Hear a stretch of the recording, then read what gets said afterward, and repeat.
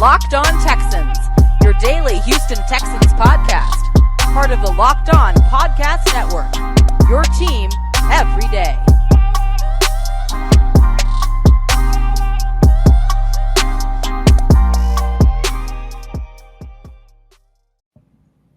What's going on, ladies and gentlemen, and welcome to the Locked On Texans podcast, part of the Locked On Podcast Network. As always, I'm your host, Cody Davis. Please remember to follow me on Twitter at CodyDavis_24. Once again, that's Cody, COTYDAVIS_24. And we have not opened like this in a long time, but I'm with my partner in crime, John, some sports guy Hickman. John, what's going on, my man? Hey, man, you know what? We haven't opened like this in a while, so little shifting of gears, right? But I'm super excited for today's Friday show of the Locked On Texas podcast, your team every day. And we are free and available on all major platforms. I'm happy because we got a guest on, and it takes the pressure off for us, but it also allows another body in the media of Houston to discuss the Houston Texans. And today we have Ron the show Hughley from Sports Talk 610 Radio. And we have an interview at the beginning, and then it turns into a discussion, just two guys talking Texan.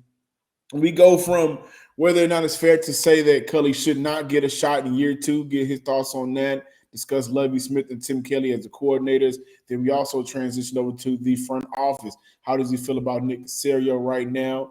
And he kind of gives some advice to the fans who I know are hurting right now because he's a Chiefs fan. He kind of knows how it feels to break down before you build up. So we talk about that as well, man. I can't wait to dive into it. Welcome back, Locked On Texans fans, to this Friday installment of the Locked On Texas podcast. Your first listen. Thank you for making us your first listen. We are free and available on all major platforms. I am super excited for today's episode simply because, as promised, we got Ron Hughley from Sports Talk 610 Radio on for today. Welcome to the Locked On Texans podcast, my man.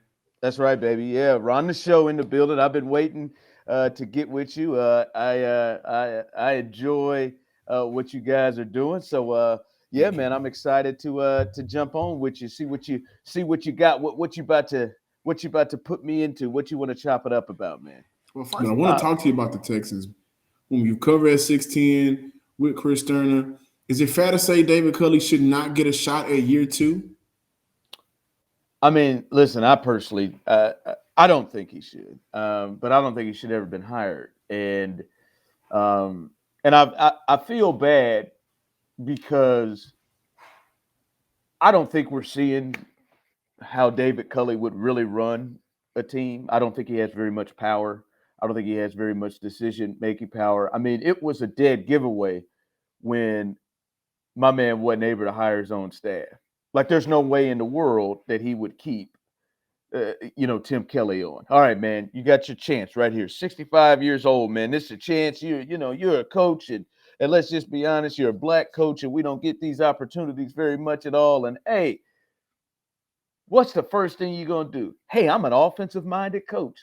Let me keep a guy I've never worked with or never met before and run an offense that I'm not familiar with. He's been under Andy Reid for years and years and was with John Harbaugh for years and years. Like, he's under that umbrella.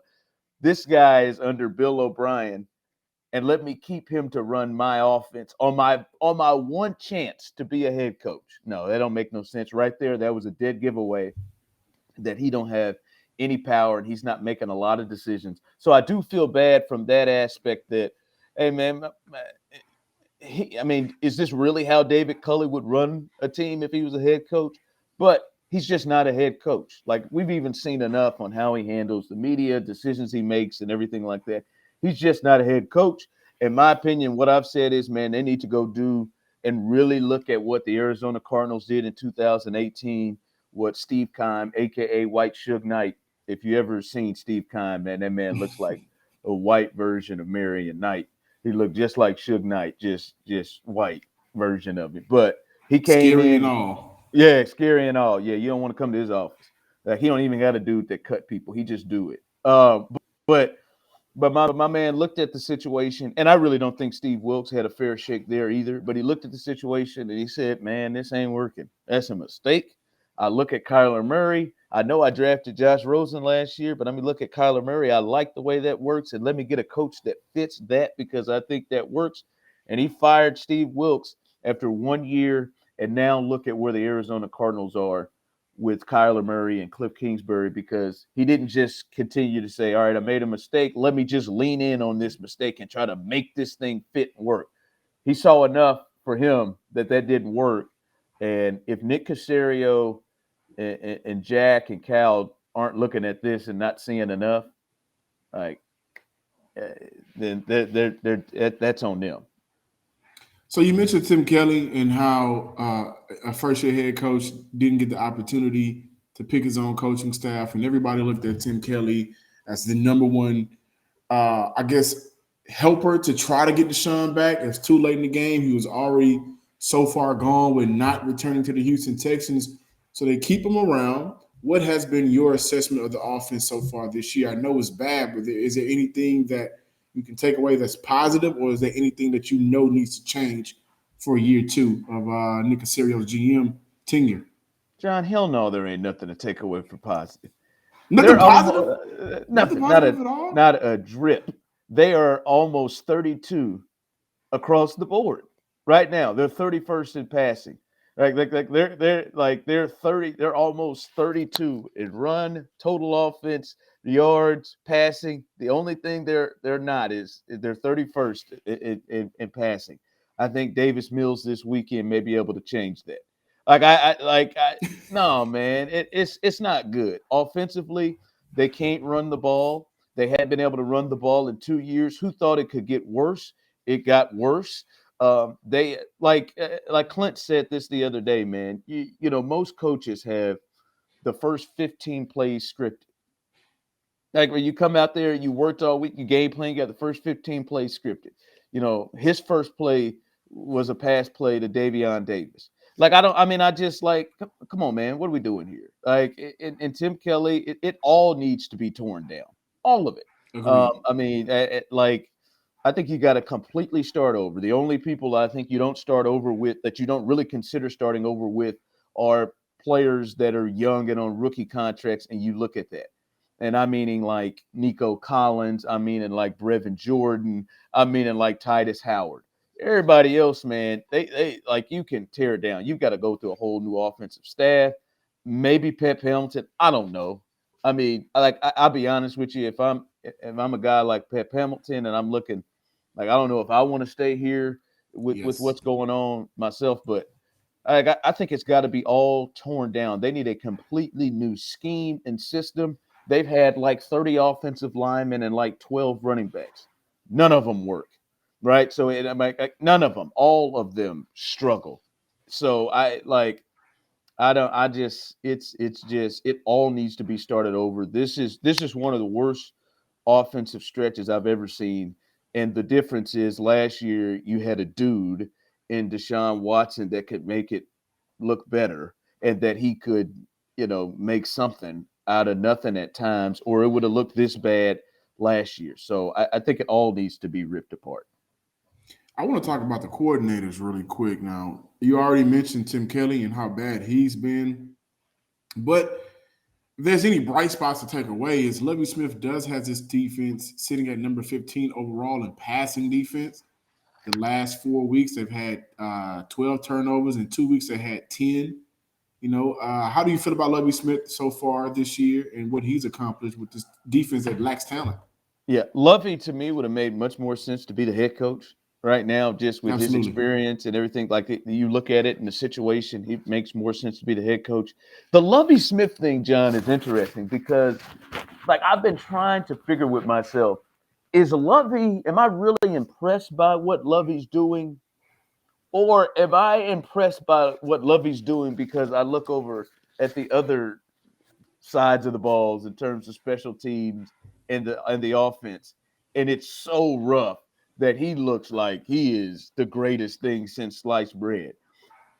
Listen, I think I would lean towards he's doing a pretty good job because he doesn't have top tier talent, and Jonathan Grenard has developed into somebody you're like, hey, you might have something down the line, and but not much else. he's really handled teams that he should handle.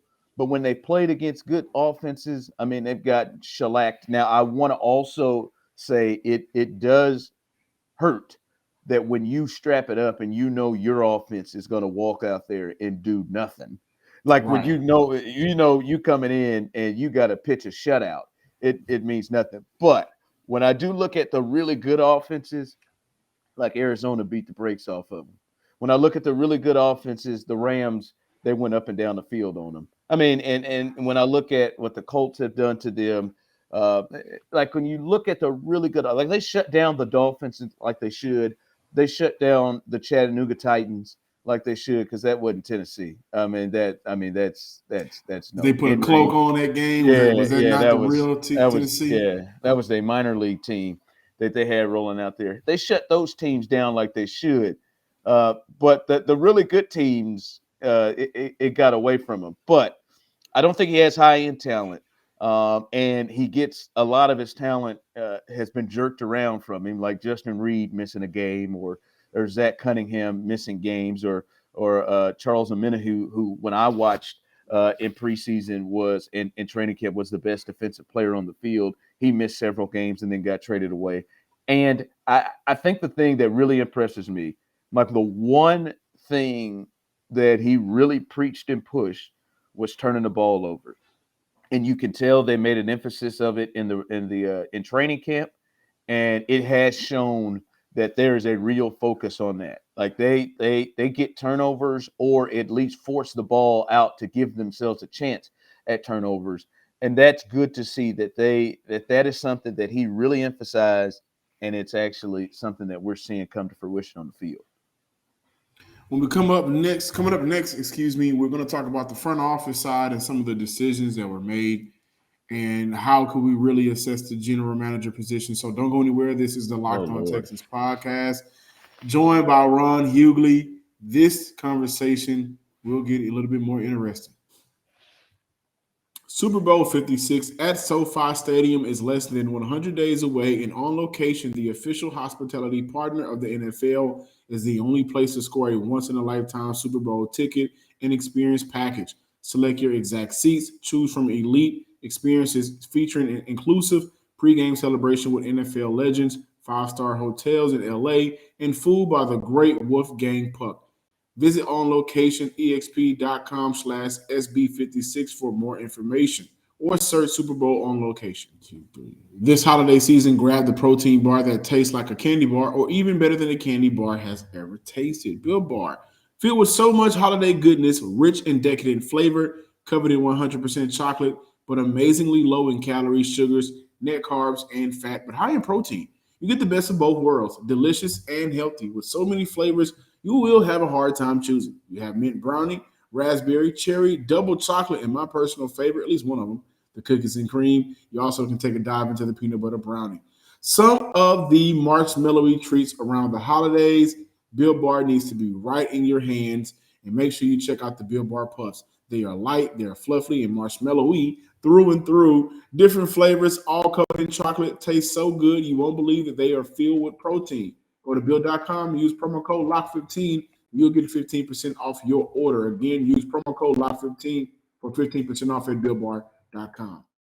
Back in Locked On Texans fans, and again, thank you for making the Locked On Texans your first listen every day. We are free and available on all major platforms.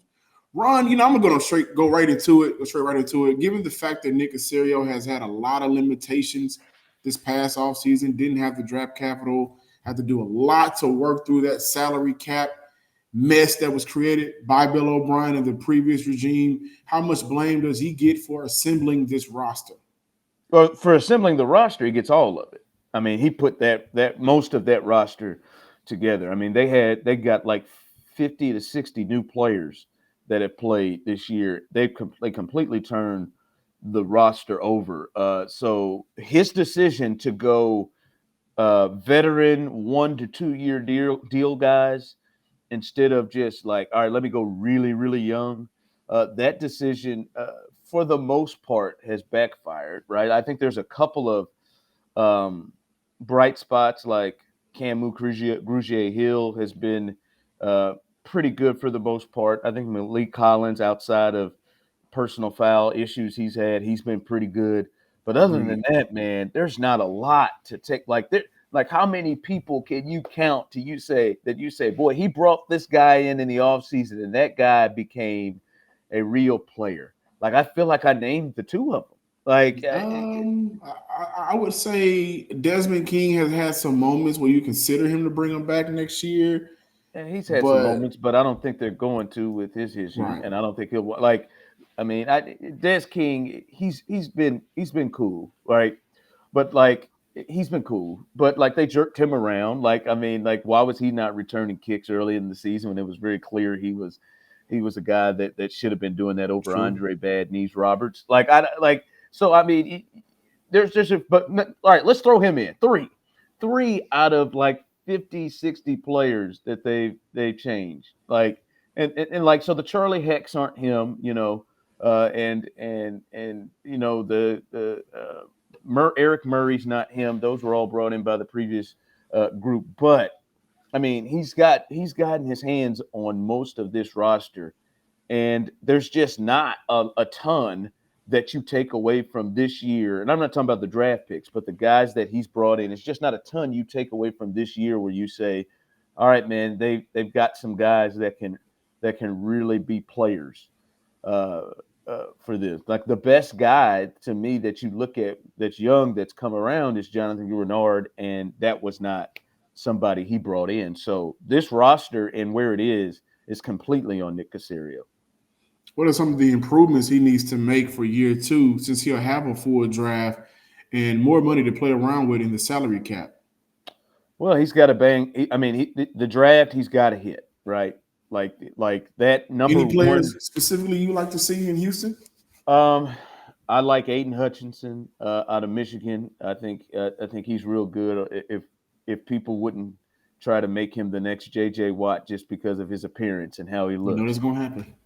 But I like him. I like his motor. Someone to really start with. The safety out of Notre Dame. I know we talked to John Harris, who really breaks down the draft stuff, and very impressive with him. No, generally you don't like to draft safeties that early, but I mean this team, they need it all, so they could use a lot of stuff. Neal, the tackle out of Alabama, is somebody that's pretty good. So like any of those three guys, which I think the Texans will have a chance at to get them. But they got to hit, right? Like he can't have misses. They got to hit. And in the second round, they got to hit as well. And free agency has to be better than what it is. If we've come up with like three players, it's got to be more than three players that he brings in next year in free agency that you can see helping down the line. So I'm going to tell you right now, John, there's been a couple moves that Nick Caserio has made, and I think Nick is a good dude. I've had conversations with Nick, and he seems like a good cat.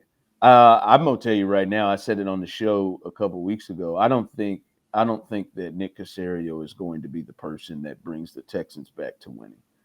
I think Texans fans personally, and listen, I don't have a dog in the fight. I'm just looking at it objectively. There just too many decisions that he's made. I said this before. The David Culley hire is worse than anything Bill O'Brien did as a general manager, and I know that includes trading DeAndre Hopkins. Okay. But you're starting over, right? You talked about it, right? Leading into this, all of the things he had to deal with, the salary cap.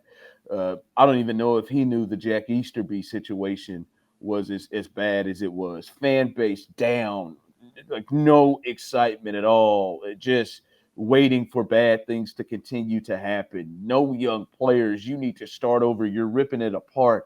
And the first thing you do after sitting next to the greatest head coach in the history of team sports since I've been alive, Bill Belichick, you sat next to him and understood how important it is to have a leader and a culture starter and a head coach in Bill O'Brien. And the first move, the two biggest moves to me in any NFL or any football organization is coach and quarterback. And you hired David Culley. And then not just hired David Culley, someone who's never been a coordinator, which I think there is something you got to look at that. All right. Like when Yes. he came up as a black man in the NFL, they weren't exactly getting a lot of jobs. But later on in life, under Andy Reid, I know I covered Andy Reid for years in Kansas City. He's had black coaches rise up to be coordinators. He's got a black offensive coordinator right now in Eric Bieniemy. He never thought to make him a coordinator. He's never run a side of the ball. He's never spoken to the media consistently. His whole career, for almost 30 years, he's spoken to the media once, maybe twice a year. You're coming into a situation where you're handling Deshaun Watson, and then the Deshaun Watson thing took off to a whole nother place. You're handling a whole new group of players and one of the worst situations, one of the worst dysfunctional organizations we've seen in a long time. And your move after sitting next to Bill Belichick for 20 years is to bring in somebody who was clearly unfit, like unprepared, not unfit, but not prepared to be a head coach and to handle this situation. And you interviewed him, you interviewed Eric Bieniemy, you interviewed Leslie Frazier, who's been a head coach, you interviewed Jim Caldwell, who's been a head coach, you interviewed Brandon Staley, you interviewed Matt Eberflus, and four of those guys don't have jobs. And you said to yourself, "Yep, David Culley is the one." And then you're going around and you're turning Jeff Driscoll into a tight end, and it's your idea, as the tight end coach said. Yeah, I think that's what you're evaluating. Like those two things right there, you're evaluating Jeff Driscoll and thinks he could be a tight end. Let's move him. You're evaluating head coaches, the major decision you got to make, and you go with David Culley. That to me makes me believe, John, that you're taking that same mind to evaluate the players that you got to bring in. That same mind to evaluate the quarterback that you got to bring in to change this organization. And like, I'm not comfortable with that, with everything he's shown. So I mean, I put it down already this year. I think it's just going to be a matter of time. I don't think that Nick Caserio is going to be the guy that brings this organization back to winning.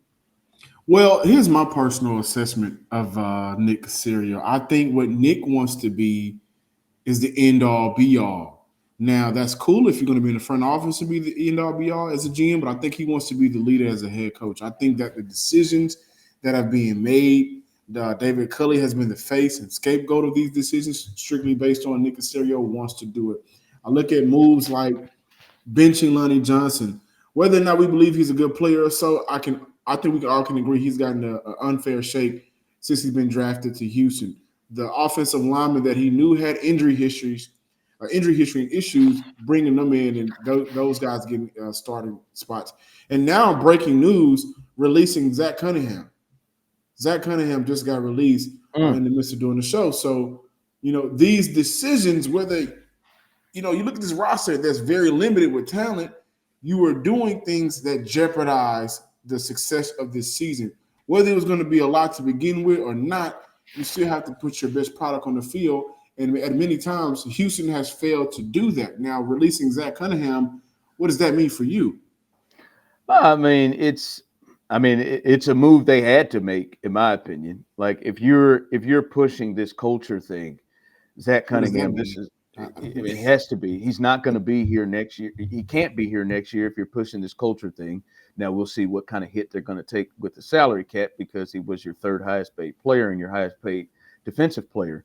But to me, he missed it. He skipped a game in preseason against Tampa. He got suspended for a quarter against Cleveland, and then he set this game because he is a non-vaccinated player and he wasn't on time to get his vaccination test. And really, this has been a problem from what I'm hearing with him this year on getting him in on time to be able to get there to get his test, his vaccination test. This is like almost a weekly thing. So to me, with the culture thing you're pushing, Zach Cunningham had to. I mean, he wasn't going to play again for the Texans. Like to me, if he did, then what are you doing? So the Zach Cunningham move, it's not that big of a deal to me. But this is my thing, and I want to tie this to what you said, John, of like you want to be the end all be all. Hey man, I don't have a problem with it if you know what you're doing. Right. Because Bill Belichick is the end all be all, but he knows what he's doing. doing. Vince McMahon is the end all be all in WWE, but he knows what he's doing. Andy Reid is the end all be all in Kansas City, but he knows what he's doing. Pete Carroll, for the most part, has known what he's been doing in Seattle as the end all be all. But your end all be all, I'm fine with it. But you're showing us the end all be all is David Culley as your head coach. You're showing us the end all be all is I want to have a head coach and choose his staff. What in the hell does that work for? I want to keep Tim Kelly in here. The end all be all is, as you said, all right, let me bring in Tyrod Taylor, injury history. Let me bring in Justin Britt, injury history. Let me bring in Marcus Cannon, injury history. Let me bring in Christian Kirksey, injury history. Instead of young guys, and all of those guys have gotten hurt and been on the shelf. And then, like, to me, you want to push this culture thing. Don't forget Rex Burkhead, who, Rex Burkhead, yeah. Why he's getting these carries. He's missed. Well, hell, you ain't got no choice. You want to give him to Dave? I don't. But then the culture thing is the big thing you're trying to push. And the Walter Payton nominee Man of the Year doesn't fit into your culture. I mean, Justin Reed's getting suspended for missing. He's getting suspended Right. missing. How does Justin Reed not fit? So, I mean, your culture thing, like, and you look at Zach Cunningham, just think about it. Like Zach Cunningham and a guy like Justin Reed, they were under Bill O'Brien. They were able to work and not buck. Like, you ain't hear it from them. They were under Bill O'Brien, a tyrant. A guy walking around that people said they walked around on eggshells because he was so hard to deal with at times. They didn't buck then. Here you got Justin Reed getting into it with David Culley and Chris Conley. Now Zach, like, you got to ask yourself, if you're Nick Caserio, like, all right, I had to do the move. What kind of coach are you building? Well, I had to do the move with Zach Cunningham because really he left you no choice. But what happened that I got here that Zach Cunningham became this guy? What's happened that Justin Reed, who has never, ever had any issues before, got to a space where he's just said to hell with it, and he's going off and maybe in their feeling being disrespectful to our head coach? He's never shown that. Like to me, the culture you're building has a lot to look at, because countless times you're having players who have never had issues before now have issues now that's being reported. It's like it's all of it is an issue. So I got no problem with you being the end all be all if you know what you're doing. But he is showing time and time again with like almost every important move, from culture to head coach to players that you're acquiring to the quarterback position. There's not a lot of great things. The great thing he's done so far is, I think, fix the salary cap.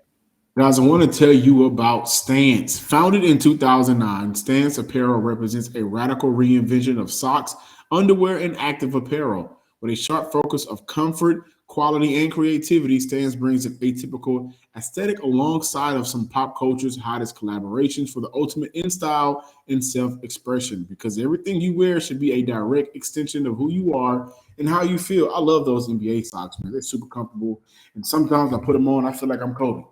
I feel like I'm Steph Curry. I feel like I only got 10 threes to go to break the record, but I love those socks because of the comfort. Stance believes in the perfect fit no matter how you feel and how you want to fit in. Those that are good, those who feel good, do good. You go see yourself, register for an account at stance.com and get 15% off your first purchase. Use promo code Locked On at checkout to apply. Enjoy the color, enjoy the comfort, and life will be a little bit less ordinary with Stance. What makes Nick Caserio Houston's guy? For the last 2 years, I'm not 100% sure, but he signed a 6-year contract. And, as a player that during the years of 2007, 2009, the Chiefs only won 10 games, a total of 10 games before winning their division. Do you have any advice? Because you are a Chiefs fan. Do you have any advice for the Texan fans right now who's hurting, frustrated, posting up outside of Cal's owner box, calling them Tommy Boy. They're going through it with these $6 tickets. There ain't nobody even showed up to the game for it. I've said this before. Like Cal McNair, I don't think, and I'll say I don't think he's a bad owner.